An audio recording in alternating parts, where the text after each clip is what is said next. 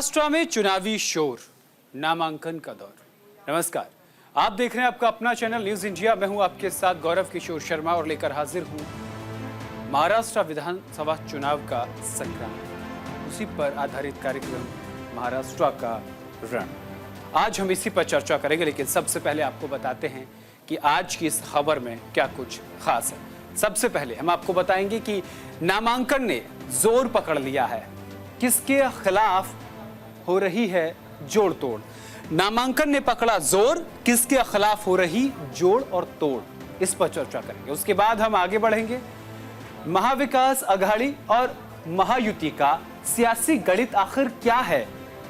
Hindu voter पर सबकी नजर है।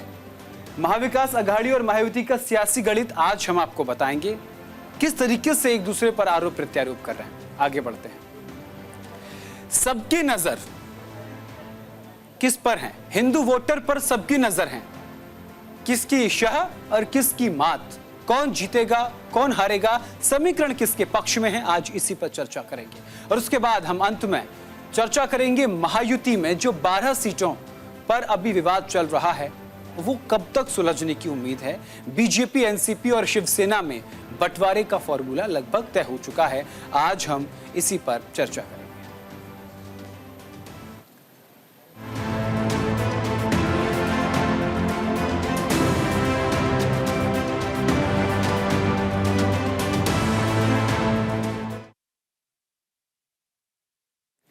महाराष्ट्र विधानसभा चुनाव को लेकर महायुति के बीच 276 सीटों पर बातचीत पूरी हो चुकी है, लेकिन अब भी करीब 12 सीटों पर चर्चा और उम्मीदवारों के नामों का तय किया जाना बाकी है।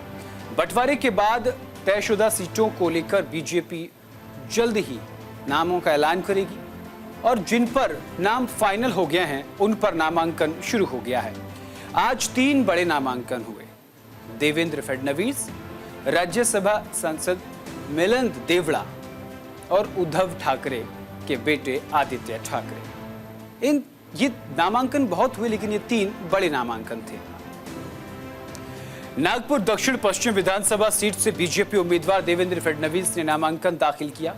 इस मौके पर उन्होंने कहा कि मुझ पर भरोसा दिखाने और मुझे छठी बार मौका देने के लिए मैं प्रधानमंत्री नरेंद्र मोदी, केंद्रीय गृह मंत्री अमित शाह, पार्टी के राष्ट्रीय अध्यक्ष जेपी नड्डा और केंद्रीय मंत्री नितिन गडकरी का आभार व्यक्त करता हूं। मुझे यकीन है कि लोग मुझे आशीर्वाद देंगे। महायुति सरकार के कामों से हम फिर से राज्य में सरकार बनाएंगे। हमारा एक ही लक्ष्य है, जो गति हमने महाराष्ट्र को दी है, ऐसे में यह आवश्यक है कि महायुति सरकार फिर से सत्ता में आए।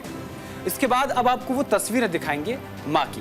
दरअसल हुआ क्या कि देवेंद्र फडणवीस जब नामांकन करने गए तो उससे पहले उन्होंने अपनी मां से आशीर्वाद लिया। वो तस्वीरें हम आपको दिखाएंगे। दरअसल हुआ ये कि नामांकन के लिए जब जा रहे थे तो देवेंद्र फडणवीस के परिवार ने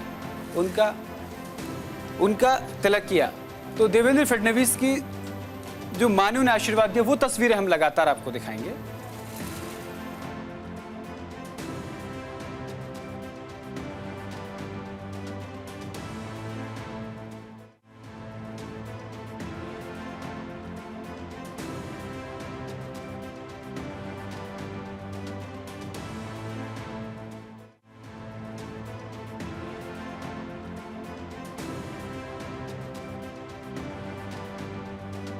तो ये तस्वीरें हम आपको दिखा रहे हैं जब उनकी मां ने उन्हें आशीर्वाद दिया।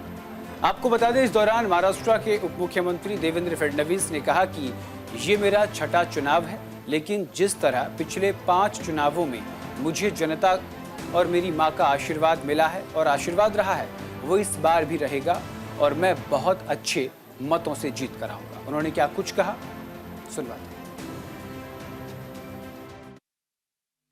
देखिए, ये सही है कि मेरा छठवां चुनाव है, लेकिन जैसे पिछले 5 चुनावों में मेरे साथ जनता का भी आशीर्वाद था, माताजी का भी आशीर्वाद था, ऐसे ही इस समय भी वो आशीर्वाद रहेगा और बहुत अच्छे वोटों से मैं चुनकर आऊंगा।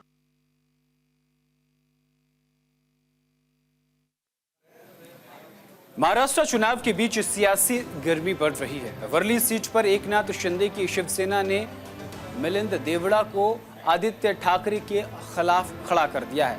राज्यसभा सांसद मिलिंद देवड़ा वर्ली सीट से उद्धव ठाकरे के बेटे आदित्य ठाकरे के खिलाफ चुनाव लड़ेंगे। वर्ली सीट पर मराठा वोटर्स निर्णायक भूमिका निभाते हैं, इसीलिए शिंदे गुट और उद्धव गुट और राज ठाकरे की पार्टी के बीच त्रिकोणीय मुकाबला यहां देखने को मिलेगा। राज ठाकरे की पार्टी महाराष्ट्र नवनिर्माण सेना ने वर्ली सीट से संदीप देशपांडे को चुनावी मैदान में उतारा है। अब सवाल ये है कि क्या महाविकास आघाड़ी या महायुति या फिर राज ठाकरे ये सभी मराठा वोटर्स को साधने के लिए आपस में झगड़ा कराना चाहते हैं या फिर आपस में बांटना चाहते हैं। शिवसेना उद्धव ठाकरे गुट के नेता आदित्य ठाकरे ने गुरुवार को ही वर्ली से नामांकन दाखिल किया। नामांकन पत्र दाखिल करने की अंतिम तिथि 29 अक्टूबर है। देवड़ा भी जल्द नॉमिनेशन फाइल करेंगे। अब आपको सुनवाते हैं आदित्य ठाकरे ने क्या कुछ कहा। वैशाली देवी बिल्कुल जीतेगी और ये जो लड़ाई है, जो चुनाव है, वो महाराष्ट्र प्रेमी वर्सेस महाराष्ट्र द्रोही ये लड़ाई है। पिछले 2 साल में आपने देखा होगा तो एकनाथ शिंदे ने और बीजेपी ने महाराष्ट्र पर जो लूटा है वो लूट रोकने के लिए लड़ा है। महाविकास आघाड़ी की जो लिस्ट है उसमें बदलाव हो सकता है, ऐसा बिल्कुल नहीं। वैशाली देवी बिल्कुल जीतेगी और ये जो लड़ाई है, जो चुनाव है, वो महाराष्ट्र प्रेमी वर्सेस महाराष्ट्र द्रोही ये लड़ाई है। पिछले 2 साल में आपने देखा होगा तो एकनाथ शिंदे ने और बीजेपी ने महाराष्ट्र पर जो लूटा है वो लूट रोकने के लिए लड़ा है। महाविकास आघाड़ी की जो लिस्ट है उसमें बदलाव हो सकता है, ऐसा बिल्कुल नहीं। चलिए अब आपको बताते हैं कि आदित्य ठाकरे और मिलिंद देवड़ा के बीच क्या समानता है। आखिर इन्होंने इस वर्ली सीट को कैसे रोचक बना दिया। ग्राफिक पर आते हैं, ग्राफिक के जरिए हम आपको बताएंगे। देखिए, मुंबई की वर्ली सीट पर आदित्य ठाकरे और मिलिंद देवड़ा हैं। आदित्य ठाकरे पूर्व मुख्यमंत्री उद्धव ठाकरे के बेटे और बाला साहेब ठाकरे के पोते हैं। महाराष्ट्र कांग्रेस के सीनियर लीडर रहे मुरली देवड़ा के बेटे हैं मिलिंद देवड़ा। यहां पर मराठा वोटर्स निर्णायक भूमिका निभाते हैं। दोनों मराठी हैं और दोनों ही बड़े पॉलिटिकल बैकग्राउंड से आते हैं। ठीक है, उसके बाद आगे बढ़ते हैं, आपको बताते हैं। शिवसेना उद्धव ठाकरे गुट की युवा शाखा युवा सेना के अध्यक्ष हैं आदित्य ठाकरे। मिलिंद देवड़ा का अगर जिक्र करें तो मिलिंद देवड़ा 2004 और 2009 में मुंबई दक्षिण से सांसद बने, यानी कि अच्छा खासा मिलिंद देवड़ा के पास राजनीतिक अनुभव है। मिलिंद देवड़ा के मुकाबले आदित्य ठाकरे के पास उतना राजनीतिक अनुभव नहीं है, लेकिन दोनों ही युवा हैं, दोनों ही मजे हुए राजनीतिक परिवार से आते हैं। आगे बढ़ते हैं, उसके बाद हम आपको बताएंगे वर्ली से 2019 का विधानसभा चुनाव आदित्य ठाकरे जीत चुके हैं।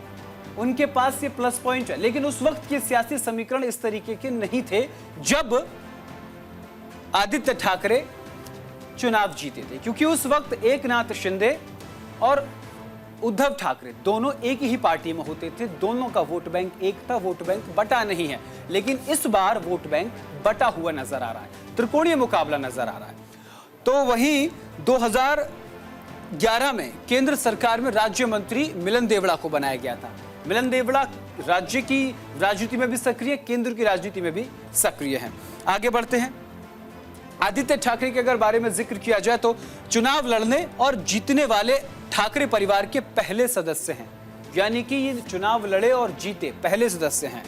तो वहीं 2014 और 2019 लोकसभा चुनाव में शिवसेना के अरविंद सावंत से वो हार गए थे।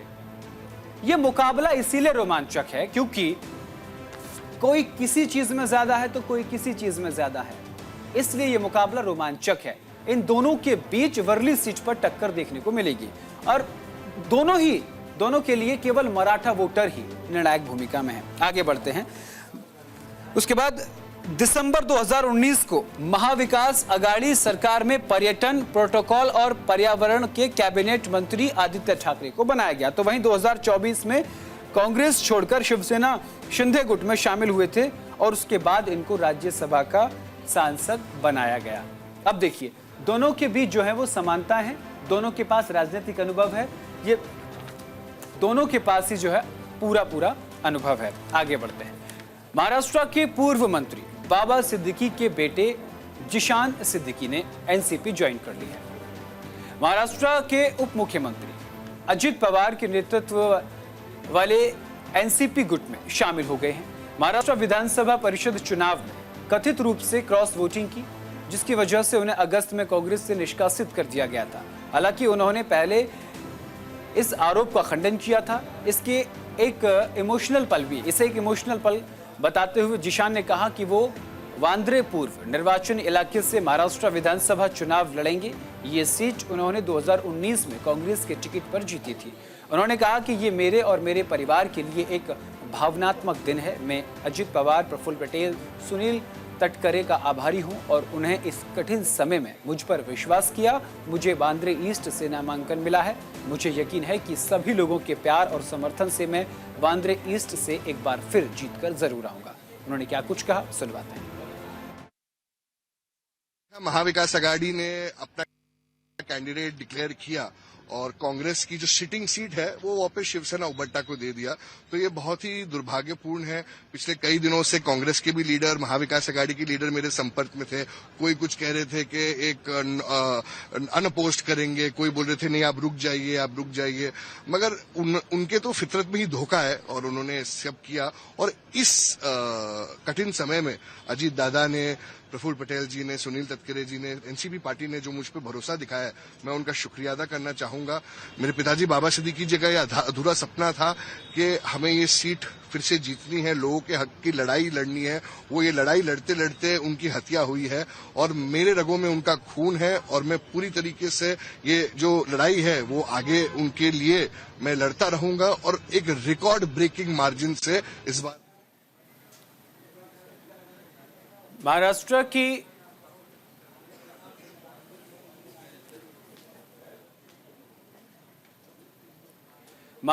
288 विधानसभा सीटों में से 270 पर महाविकास आघाड़ी में सहमति बन गई है। तीनों प्रमुख दल कांग्रेस, शिवसेना, उद्धव ठाकरे गुट और एनसीपी शरद पवार बराबर की सीटों पर चुनाव लड़ेगी। 18 सीटों पर अभी भी पेंच फंसा हुआ है और ये सीटें ही तय करेंगी कि गठबंधन में बड़ा भाई कौन होगा। शिवसेना उद्धव ठाकरे गुट के नेता संजय राउत का कहना है कि लगभग हर सीट पर हमारी चर्चा पूरी हो चुकी है। आज हमारे गठबंधन में छोटी पार्टियों से भी चर्चा हो जाएगी और बहुत जल्द यानी सोमवार तक पूरी सूची जारी कर दी जाएगी। शिवसेना जो मुख्यमंत्री एकनाथ शिंदे के पास बची है, उसका आला कमान दिल्ली में अमित शाह के आवास पर है। हमारे पास बाला साहेब ठाकरे की जो शिवसेना है वो कभी सीट शेयरिंग के लिए दिल्ली नहीं गई। और उन्होंने क्या कुछ कहा, सुनवाते हैं। देखिए, जो आज और 2 दिन है, 3 दिन है, लगभग सभी सीटों पर हमारा चर्चा पूरी हो चुकी है। हमने कहा हमने कुछ उम्मीदवारों का चयन किया है, उसकी घोषणा की है। आज शायद हम जो हमारे अलायंस है, छोटी छोटी पार्टी है, उनके साथ भी आज हमारी चर्चा पूरी हो जाएगी। फिर जो सीटें बचेगी वो वापस हमारी 3 पार्टी में उसमें चर्चा होकर सोमवार तक पूरा निर्णय, पूरी यादी, पूरी लिस्ट आ जाएगी, क्योंकि बाकी 2 दिन बचे हैं मंगलवार तक। उससे पहले हमको नॉमिनेशन फाइल करना पड़ेगा। मुख्यमंत्री, उप मुख्यमंत्री लगातार दिल्ली दौरे पे हैं। बात ऐसी है कि मुख्यमंत्री का हाईकमांड जो है, उनके पास जो शिवसेना बची है वो शिवसेना का हाईकमांड होता है दिल्ली में, अमित शाह जी के घर पर।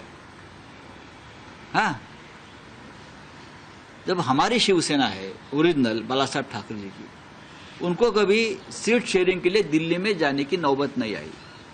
उस वक्त प्रमोद महाजन जी, गोपीनाथ राव मुंडे जी या लालकृष्ण आडवाणी साहब मुंबई में आते थे, बाला साहब ठाकरे जी के साथ, उद्धव जी के साथ बैठकर पूरा सीटों का बंटवारा होता था।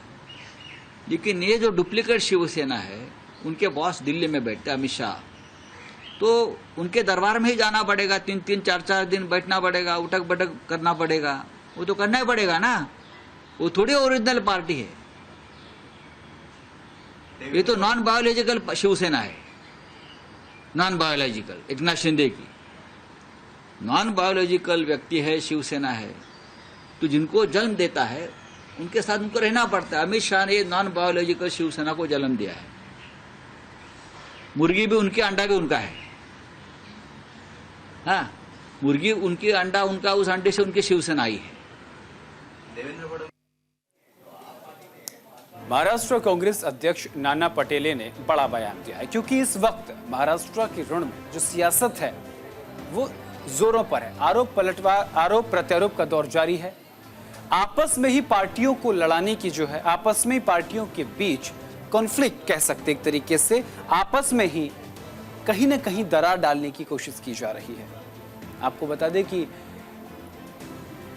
महाराष्ट्र कांग्रेस अध्यक्ष नाना पटोले ने कहा कि राहुल गांधी ने कहा था कि देश में जब सब लोग समान हो जाएंगे, सबको न्याय मिलेगा, सब आर्थिक और शैक्षणिक रूप से मजबूत हो जाएंगे, तब आरक्षण सोचने का विषय देखा जाएगा, आरक्षण के बारे में सोचा जाएगा। ये भूमिका राहुल गांधी ने ही रखी थी।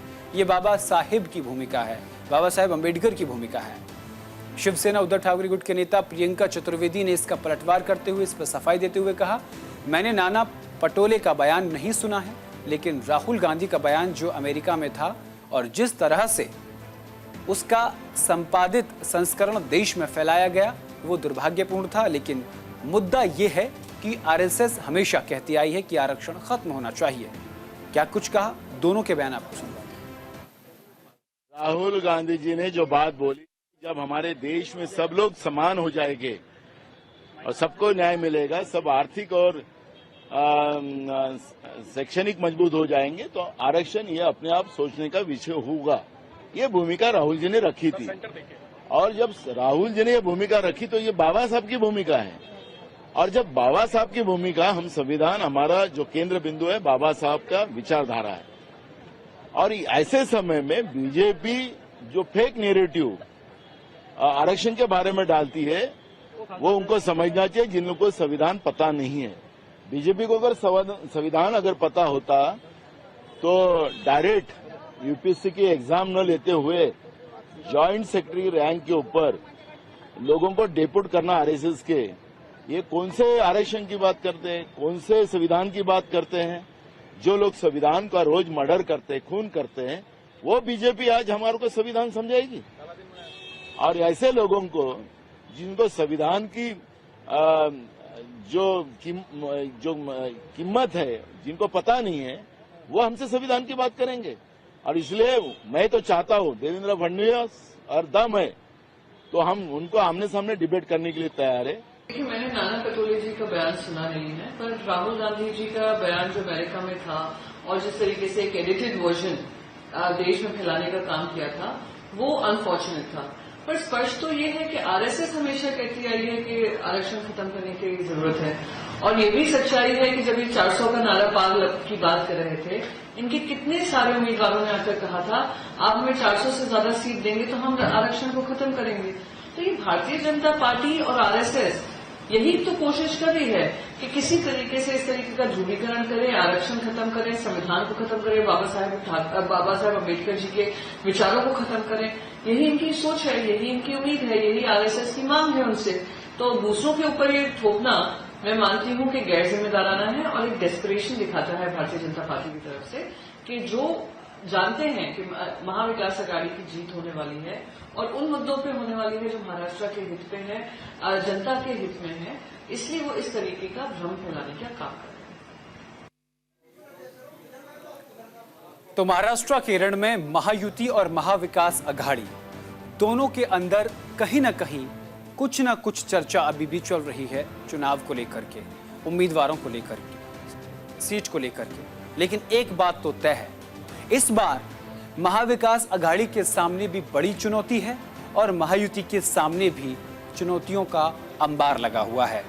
देखना होगा कि महाराष्ट्र के रण में दोनों कैसे कैसे अपने सियासी मैदान को फतह कर पाते हैं। किसकी होगी जीत, किसकी होगी हार, ये तो महाराष्ट्र की जनता ही तय करेगी। फिलहाल के लिए महाराष्ट्र के रण में इतना ही। देश और दुनिया की तमाम बड़ी और अहम खबरों के लिए देखते रहिए सिर्फ न्यूज़ इंडिया। नमस्कार।